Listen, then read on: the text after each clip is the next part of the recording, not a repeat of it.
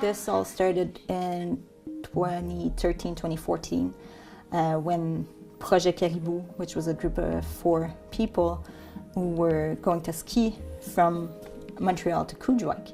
And they were actually trying to do this because in the 1980s, a group of 5 men had done the same trip, and they wanted to see if they could take on that challenge. With my students, we were interested in following them, and every day we would start our day by looking at where they were at on their expedition. Jeunes Karibus arrived in May, and we met up with them, and it was very inspiring. And after this, the students told me, Valerie, we kind of want to do this. And so I ended up sitting down with a colleague, Maxime Saunier. And Maxime is one of those dreamers. He has those ideas and that energy. And so Maxime's like, you know what, Valerie, we should do an expedition like Jeunes Karibus. We know the students, we know the dynamics here, we're starting to, but we probably need help for more like knowledge about outdoors and how to ski on this type of territory. Gladly, there were people, there were amazing beings who believed in it right from the beginning and were really supportive of it. And so that's how we launched this. I got an options class started. It was the outdoors options class, and I told them we would get ready for a ski expedition. We got a group of students ready, 7 students who followed me and Marie-André and Maxime, and we skied all the way to Tasiujaq. And when we got there, we thought, wow, this was really amazing. We need to do more of this, and we need to expand this and make this into a much larger program. It's not about just the ski expedition. There's so much. It's a year-long program, and there's so much we can teach the kids and so much that they can learn. Started to think of how we wanted to expand this.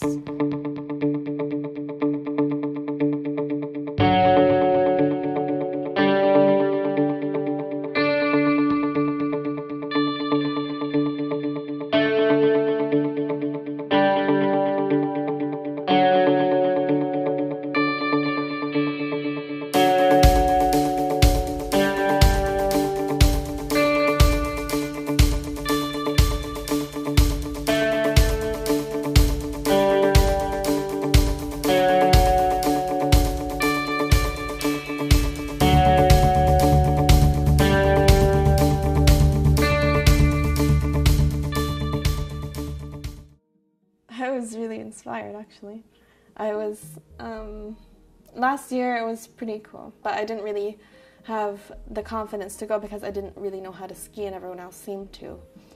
But that year I went for the science fair, and I went with Marianne, and this year she really inspired me to keep going. This year she went into the option class, and she just like, yeah, you're picking this class, and it was just like, all right, I'll do it. And we pretty much did it together, and it was it made us bond a lot, and I think it's changed our relationship. But it's brought it to a whole nother level. It's opened many doors. We started last year in May to order some equipment, and the project really started to be real in September when we started the option class in school. So we had a bunch of kids following us every week on the lane to hike, to see around, to be outside, outdoors activities. And as soon as the snow was coming, we started to use the skis, and they liked it. We were doing that every week and working hard with Valerie to have all the equipment, the gear, camping equipment and all the clothes. And after that it was mostly February, March and beginning of April. We were receiving all the equipment and we had to start thinking of, oh okay, we need this and we need that, and okay guys, this is your gear, we have to train with it, we have to prepare with it. We had to make all the food too, was kind of huge job to do. It's kind of hard to mentally prepare yourself for this. You could just repeat to yourself like, yeah, you're about to go from Tasiujaq to Aupaluk on skis. Just like pulling your life. It's kind of hard to mentally prepare for that.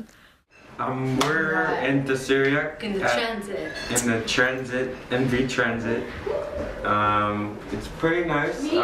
But we're like best friends. Like, yeah, we're always excited to see each other. Yeah. Always excited to see each other. Like, Nathan, how are you? Like, we were really like, no, like we just walked past each other and now we're like, oh, what's up? Like, all excited to see each other. Which is nice. We're really used to each other. It's my second year. Yeah, her second year, so I heard good things about it last year and it was I awesome tried it out and it's nice. I didn't want to miss it.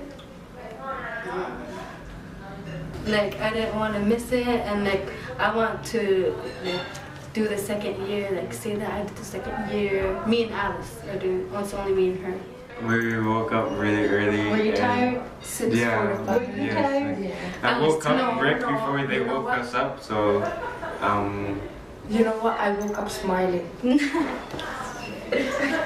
Well, I was tired. Really early. I tried taking a shower, but it was way too cold. The water was cold. It's finally, it's actually happening. We're taking off today. It's finally hitting me. It's gonna be interesting and we're gonna be so tired tonight and it's gonna be awesome.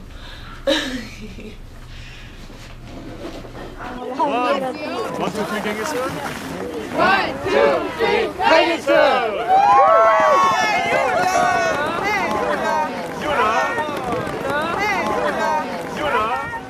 Zoe, how do you feel? Very excited. I can't wait to go. Starting to get a little cold, so we want to keep moving, but yeah, we're excited.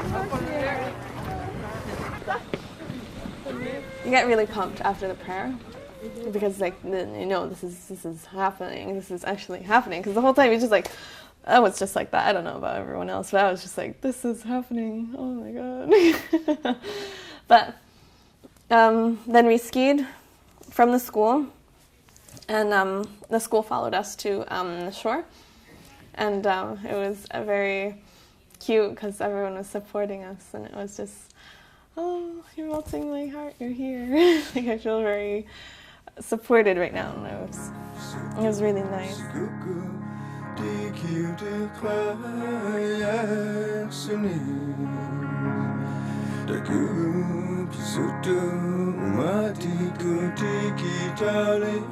Pada suni taku pisutu iluku riuyale pada suni riuyale tuami anana kumini iqama chilitu angi yulawani anana kumini waringwa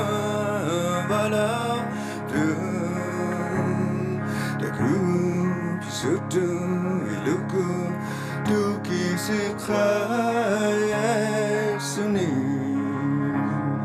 taku iluku khikatu duki sikhawata suni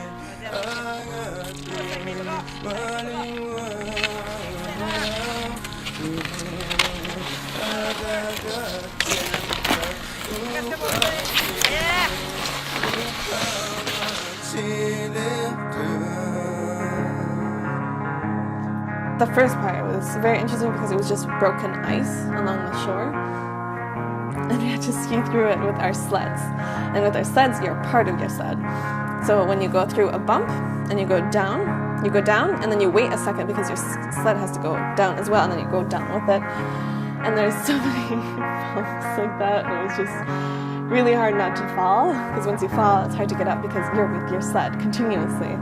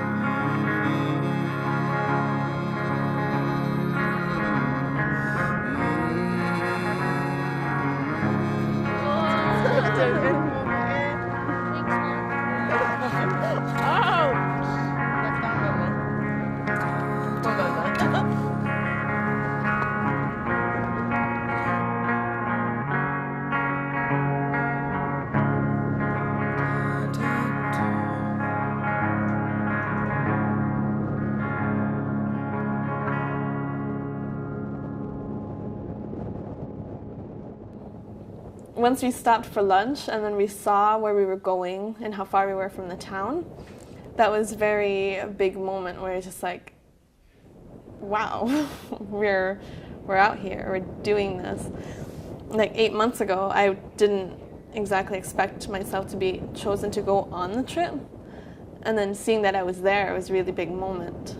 And it was just, wow, like, this is happening. Hey world, it's me. Hi. Random. Well, before I left Kangirsuk, I felt great. And I was like ready to go, and then I went. The first day was easy at first, and then the next day it was alright. Just go for it. Because if you do it, it'll be the best experience you ever had. You'll feel like you accomplished something. Yeah.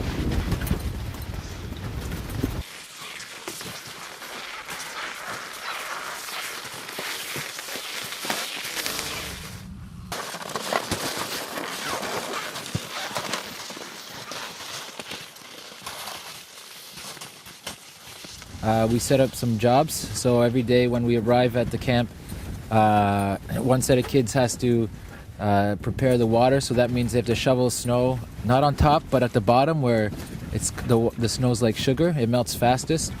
So they have to shovel a lot of snow so we can start melting it to have water, because we need the water to cook. So once the water is done, we can start cooking. Meanwhile, we have a toilet crew. They're all laughing about that job. We built a little toilet in Kangirsuk, so it's been a big joke, but it was actually pretty useful. So one team has to set up the toilet, and then another team is doing the cooking. We had a dishes crew, but we haven't really had dirty dishes because we've cooked everything pre-cooked all our food in plastic Ziploc bags, so we don't have to wash anything. And it's been pretty busy.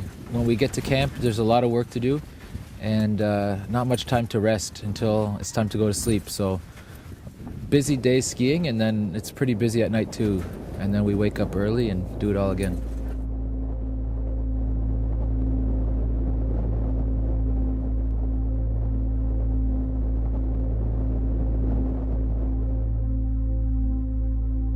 One very important part in this program is definitely to get the students on the line.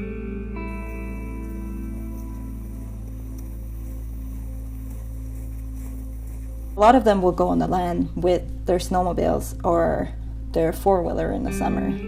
And we want them to realize that it's a different feeling when you actually have to use your own power and you're not just pressing on a throttle with gas that will take you somewhere. It's funny to think that we're all Inuit, but we live on different lands because we have trees back home and we have different, you know, sites. And here it's just really flat and all white, and it's funny to think that, you know, it's such a big territory, Nunavik. So we want them to be out there and to see how it feels, what the struggle is when it's windy and you can't see and you don't go that fast when you're on skis or when you're on foot. But it's also great because you get to see the wildlife more, you get to appreciate the landscape a lot better because you're not just speeding by.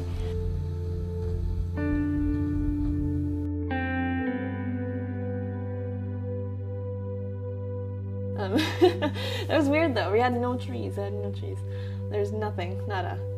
Like you could see a wolf from 3 years away from everywhere. And it was just surreal the whole time.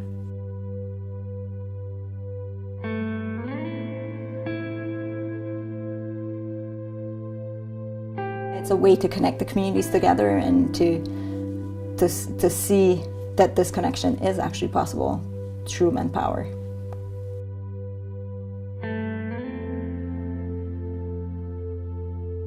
Getting outside of the community, even if you're just a few kilometers away, always feels good. And I think that's something that's been great to see and to witness.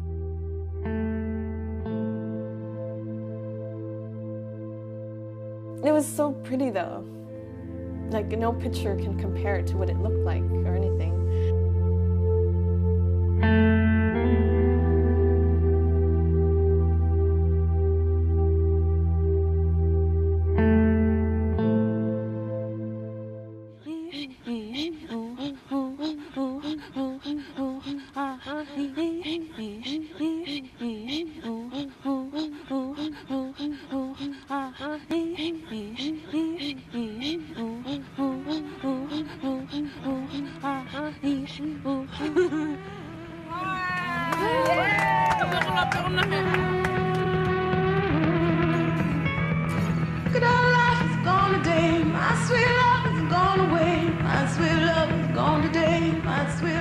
I saw the dog prints in the snow from Tasiujaq, the dog sled race, and I was like, this was the route that our ancestors took.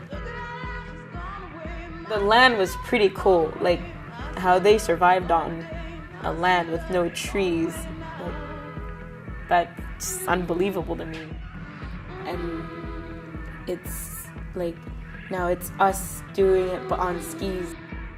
Me, I want to make a career out of it. I want to be an adventure tourist guide, so I want to do this type of thing. That's why I kind of did Jeunes Karibus, just to get a taste of it and see. And now I'm really sure I want to do it because I just fell in love with it. I fell in love. Oh, Don't look that bad. but I'm kind of like lazy to do it. They're already there. Oh, it's gonna be fine. It's not that steep. Yeah, gonna go climb that mountain.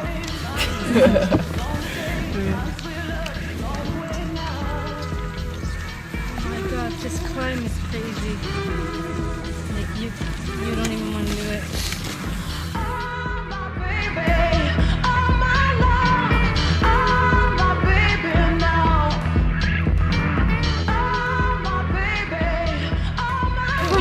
I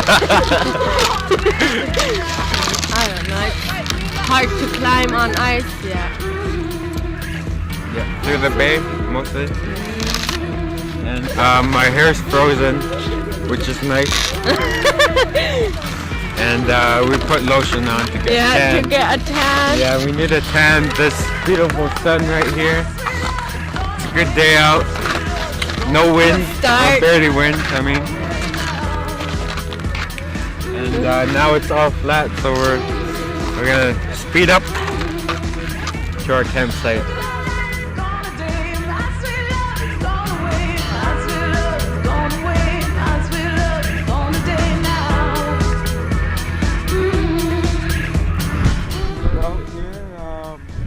We're 5 to 8 kilometers out. There's a blizzard coming, and we're heading back. It's too windy out, so we don't want to get lost. And it's supposed to go from 40 to 60 kilometers winds.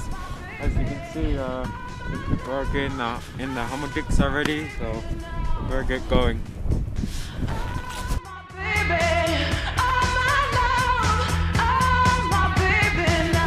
Unit 7 mid. Middle of nowhere. Hey Moses. Beautiful, what the heck? We almost lived earlier. We out here. We're 6 kilometers from our campsite. We're about to do 10K tonight, and so we'll do less tomorrow.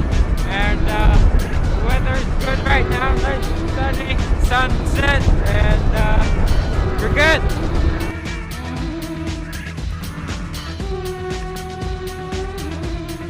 On our flight back, when we got to Aupaluk and we were going back to Tasiujaq, it was hard not to look out the window and get teary-eyed, because you just did that. You did that in 4 days, and you're going back in 16 minutes. Yeah. We were like 16 minutes equals 4 days of skiing. Alright, okay.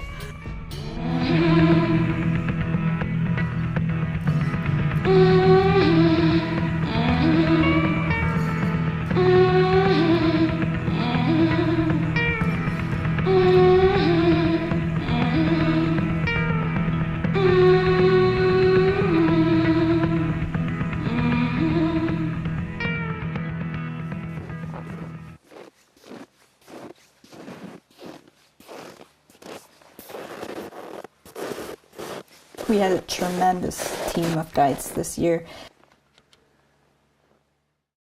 I think it's a lot about sharing knowledge, sharing cultural knowledge, sharing knowledge about how to do this, how to be well on the land.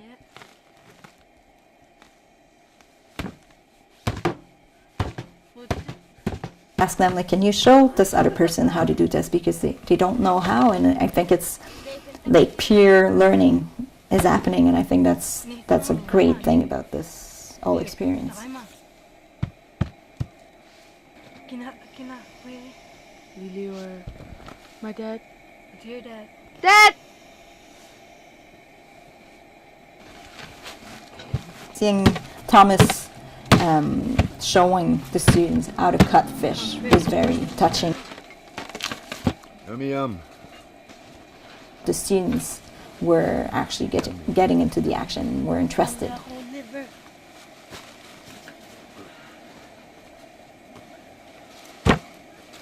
Good stuff. They were very friendly. They were very kind, and they helped us with anything we had a problem with.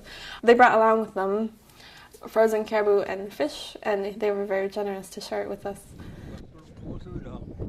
And then George and Billy Dan teaching them how to cut the snow for snow blocks for an igloo, or just to cut the wind for the tent. So you get sticky to each other. They were very supportive of us, and I really appreciate what they did for us. I feel really lucky to have the students that we have, because most of them are hunters. They go hunting with their parents or their grandparents or uncles, so they know a lot of things. Most of the time we don't even need to ask them to do things, because they know what to do. I think they like to show us that they know all these. They're hunters. They go out on the land a lot, and I think they're proud of this, and they should be, because it's a good thing. Yeah. Okay, this is my dad, Thomas. Hi. This is my daughter, Matilda. I've been watching all the kids, especially my daughter, and I think it takes a lot of determination to try and accomplish something like this, and I'm very proud of them, and all of her, especially her, all of them. I think it's a big challenge for a lot of young people to try and ski across Tasiujaq to Aupaluk. It's a good journey for them, but taking quite a while, and it's taking a beating on them too. I can see in how they're changing their way of walking and skiing, and different methods to keep going. It's pretty interesting.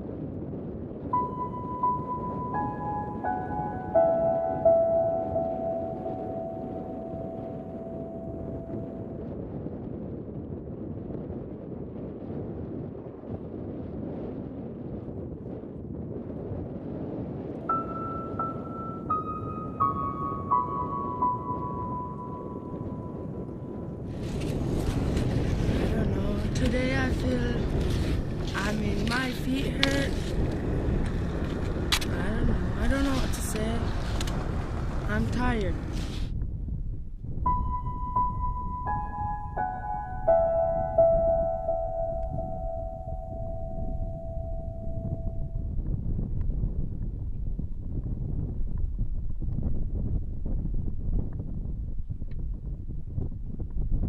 I think it's definitely a very big personal challenge, and every day they need to talk to themselves, like to fight with themselves to keep going, because that perseverance comes from within.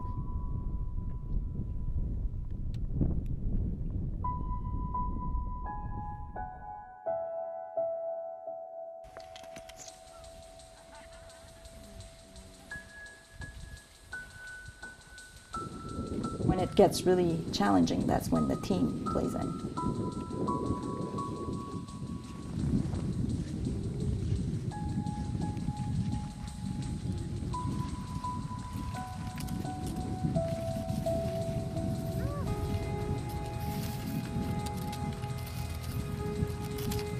When you're not able to find that energy inside of you, and you look at your teammates and other team members around, that's when you will really find the energy to go and to keep going. That's where really the team plays in, and that's when it becomes so powerful, because even if sometimes it gets hard, but when you have that little push from a teammate, that's what makes it possible, really.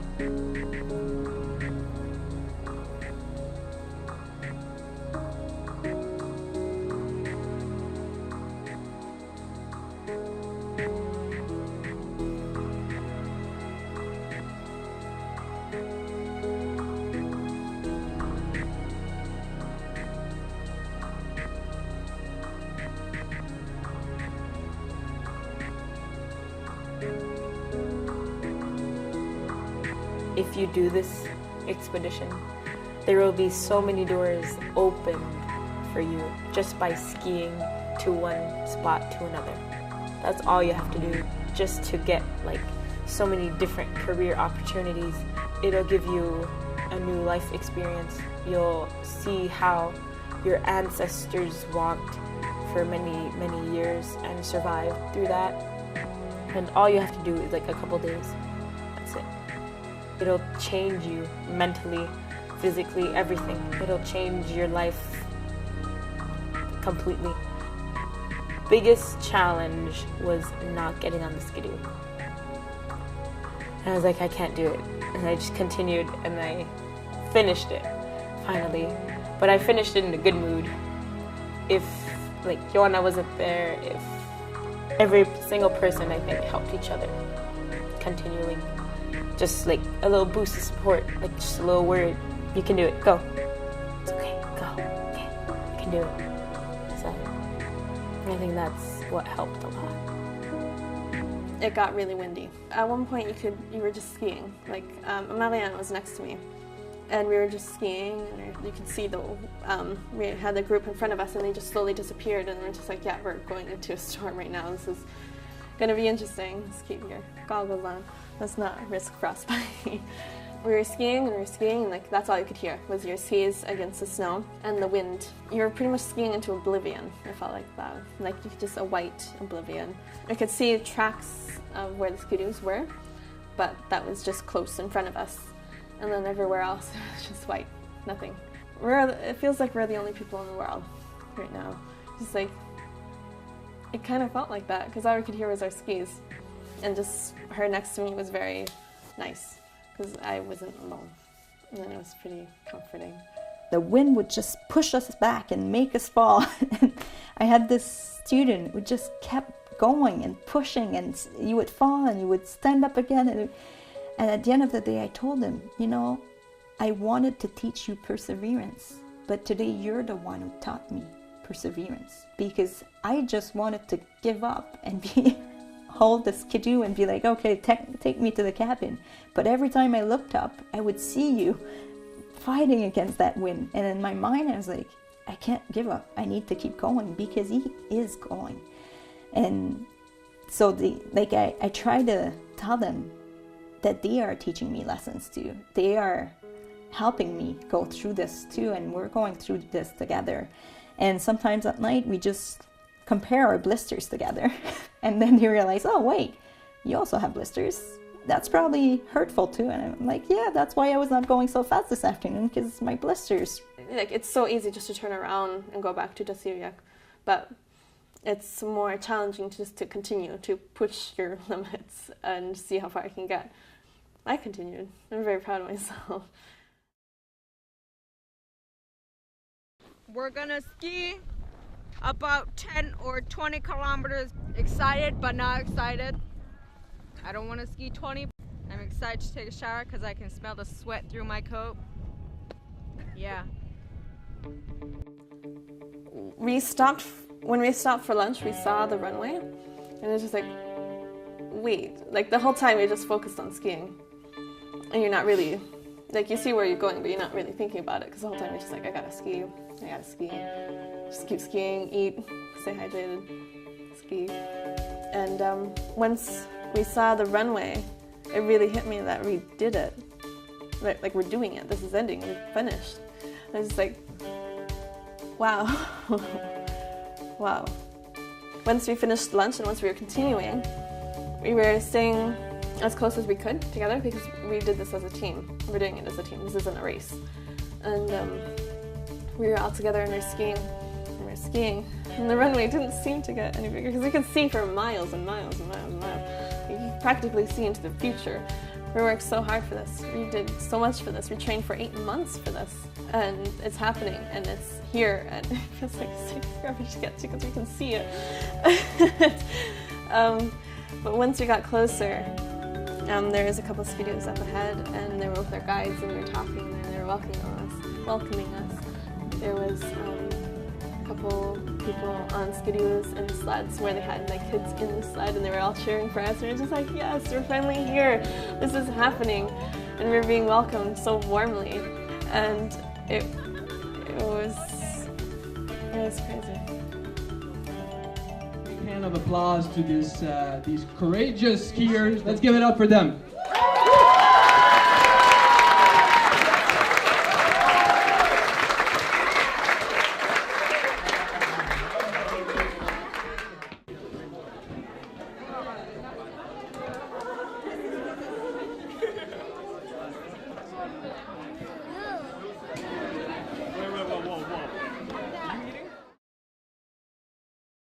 I would say the biggest challenge was actually to do it.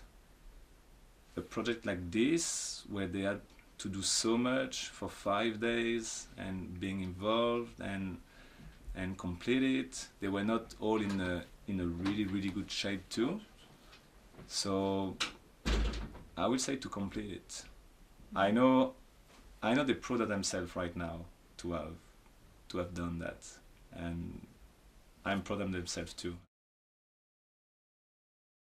My biggest challenge for this whole expedition and this whole year was giving myself no limits to reach, to achieve, and try to work towards.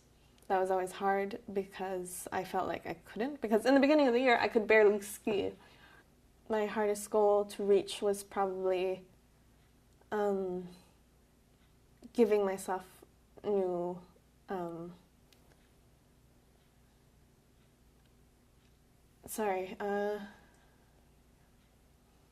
giving myself new, oh wow, wait, give me a second. Yeah, take your time. That's a big question.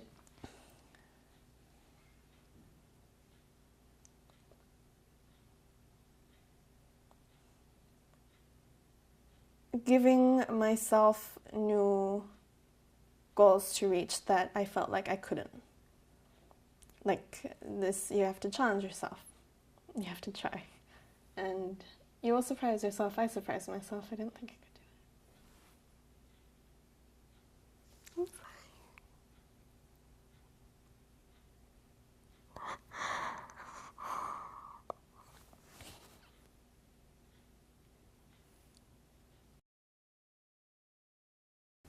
You are on the path to do great things. You have the whole future in your hands, and I believe you can do anything you want to if you put your mind to it. I know this because I witnessed it, and you motivated me to do it myself.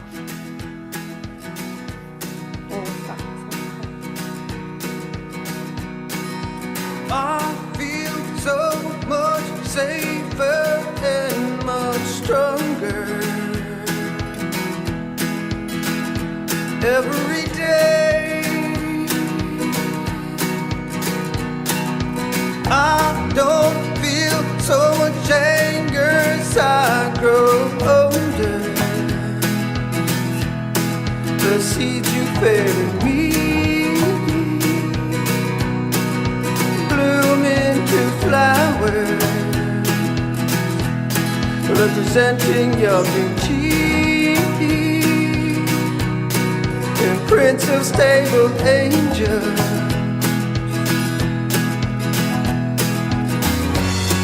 I've wished upon a star, dreamed of calmer days, color the northern lights, made poor woman cozy night. This is my time, I'll hold it till the end. This is my time, I'll leave the past behind. This is my time, I'm stronger than the pain.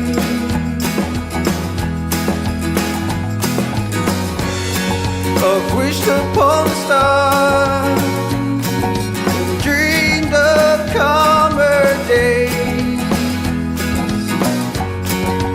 color the northern lights, tonight.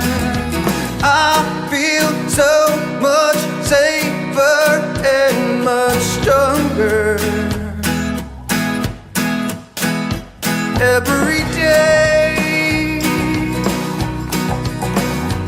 every day, this is my time. I'll hold it till the end. This is my time. I'll hold it till the end. This is my time. I'll hold it till the end.